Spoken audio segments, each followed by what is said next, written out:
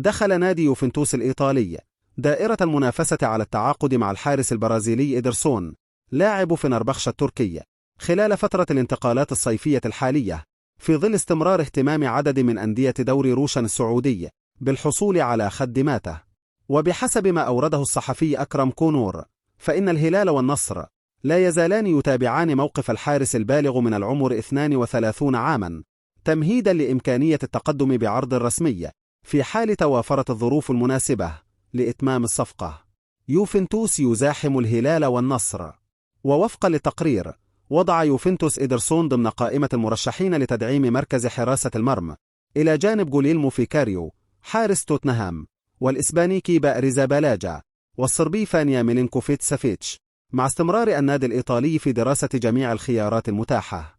ويأتي اهتمام الهلال والنصر بالحارس البرازيلي ضمن خططهما لتقييم الخيارات المتوفرة في سوق الانتقالات، رغم اختلاف احتياجات كل فريق قبل انطلاق الموسم الجديد. موقف الهلال ومستقبل الصفقة. وتبدو فرص انتقال إيدرسون إلى الهلال محدودة في الوقت الحالي، في ظل استمرار المغربي ياسين بونو كخيار أول في حراسة المرمى، إلى جانب عودة محمد العويس، وهو ما قد يقلل من حاجة الفريق إلى التعاقد مع حارس أجنبي جديد.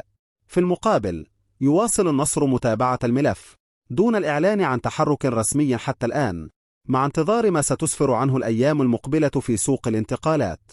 مستقبل إيدرسون مع فنربخش. ويحيط الغموض بمستقبل إيدرسون مع فنربخش بعدما تعرض لانتقادات خلال الموسم الماضي عقب تراجع مستواه مقارنة بالتوقعات التي صاحبت انتقاله إلى النادي التركي، ما فتح الباب أمام احتمالية رحيله هذا الصيف. ويمتد عقد الحارس البرازيلي مع فنربخش حتى يونيو 2028، بينما تقدر قيمته السوقية بنحو 10 ملايين يورو، في وقت أشارت فيه تقرير إلى أن النادي التركي قد يوافق على بيعه مقابل مبلغ يتراوح بين 15 و20 مليون يورو. وخاض إيدرسون 36 مباراة مع فنربخش في مختلف المسابقات خلال الموسم الماضي، استقبل خلالها 35 هدفا، فيما حافظ على نظافة شباكه في 13 مباراة.